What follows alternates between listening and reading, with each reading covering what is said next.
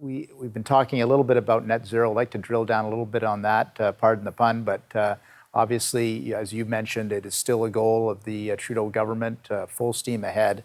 Uh, in your opinion, this be the priority right now, or do we have other things that are as crises that are more relevant right now? That's a very good question. I believe there's other priorities the government ought to be focusing on, but this is the centerpiece of the Trudeau government in the negotiation with the NDP and their new power sharing agreement, or however they wish to describe it. Climate change was one of the biggest things. It had 5 or 6 points on it, and all about doubling down on the net zero transition. So there are other priorities. We need to get our economy going. And I think one of the problems with the Liberal government is they don't seem to understand that energy is at the heart of everything. It is an expense that goes into everything. So if you increase the cost of energy, then everything else increases as well. And by encouraging banks to not fund oil and gas companies, to not fund exploration and development and increase supply, then that makes everything more expensive, which then has an effect on inflation. So by restricting supply, we actually are creating this inflation problem and making it difficult for our economy to grow. So the net zero policies are designed in some way to not only discourage people from utilizing a fair amount of energy, but it also makes everything more expensive.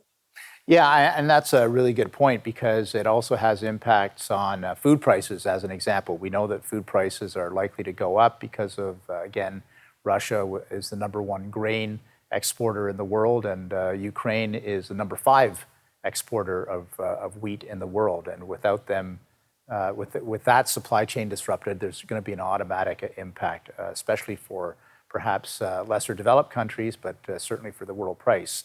And then when you add on that greater costs of transportation due to net zero policies, then you're talking, you say energy is the most important. I would say food and energy are the most important. So is that your point of view as well?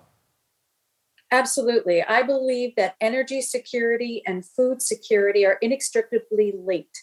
And we're ignoring that at our peril because it's not just that like production will decrease because these things are off the market or it gets more expensive, is that energy and petroleum products in particular create fertilizers.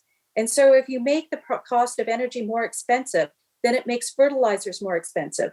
And I know that there's some fertilizer companies in Europe that have stopped production because they can't afford the energy cost. Mm-hmm. So if you don't have access to the fertilizers in order to have the appropriate yields in agriculture, then that restricts the food supply, makes everything more expensive, and has a possibility of not just energy poverty, but food poverty. So these are several different things that are interconnected and linked that our governments seem to just pretend they're separate, and they really need to be taking these things into account.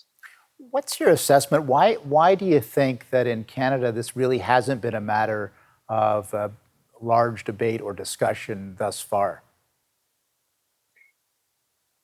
That's another good question. I mean, if you look at the way our legacy media operates, there seems to be tight control on what types of conversations are permitted.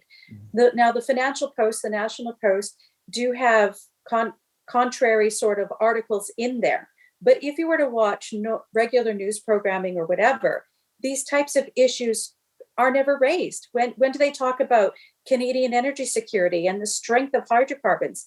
That it's rare if it comes up at all. Mm-hmm. So I'm really grateful that the News Forum is here to provide alternate viewpoints to maybe raise awareness to the public that these are issues that are extremely important, that the citizens need to understand and pressure their elected representatives to not go down this route. We are looking at extremely high energy prices, food prices that could break the backs of working Canadians. We need politicians and representatives who will stand up for us. And part of that is making sure that we have a strong energy security plan that takes into account the essential role on a cost-benefit analysis of hydrocarbons. When have they ever done a cost-benefit analysis of renewable energy. There was a scholar out of the UK who has done so and has said that it's a disaster